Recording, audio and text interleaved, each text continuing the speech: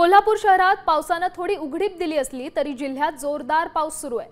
त्यामुळे कोल्हापूरची पंचगंगा नदी तिसऱ्यांदा पात्राबाहेर आली आहे। जिल्ह्यातील 39 बंधारे हे पाण्याखाली गेल्यामुळे वाहतूक ही पर्यायी मार्गाने सुरू आहे। तर पंचगंगेचा पाणी पातळी ही 31 फूट 5 इंचावर पोहोचली आहे। त्याचा आढावा घेतलाय आमचे प्रतिनिधी रणजित माजगावकर यांनी। पाहूया। कोल्हापूर शहरात पावसाने थोडी विश्रांती दिली असली तरी कोल्हापूर जिल्ह्यात मात्र गेली 2 दिवसांपासून मुसळधार पाऊस सुरू आहे। गेल्या 8 दिवस कोल्हापूर जिल्ह्यात पावसाने विश्रांती घेतली होती, मात्र 2 दिवसांपासून पुन्हा या पावसाला सुरुवात झाल्याने कोल्हापूर जिल्ह्यातल्या सर्वच नद्या पुन्हा एकदा दुथडी भरून वाहताना आपल्याला पाहायला मिळत आहेत। पंचगंगा यंदा तिसऱ्यांदा पात्र सोडून बाहेर वाहताना आपल्याला पाहायला मिळते। पंचगंगा सध्या 31 फुटांवरून वाहते।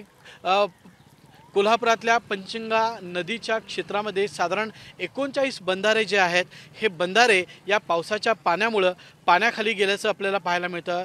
तसंच या बंधाऱ्यावरची वाहतूक जी आहे ही पर्यायी मार्गाने सुरू करण्यात आलेली आहे। कोल्हापूर शहरात जरी पावसाने विश्रांती घेतली असली तरी धरण क्षेत्रामध्ये मात्र मुसळधार पाऊस चालू आहे।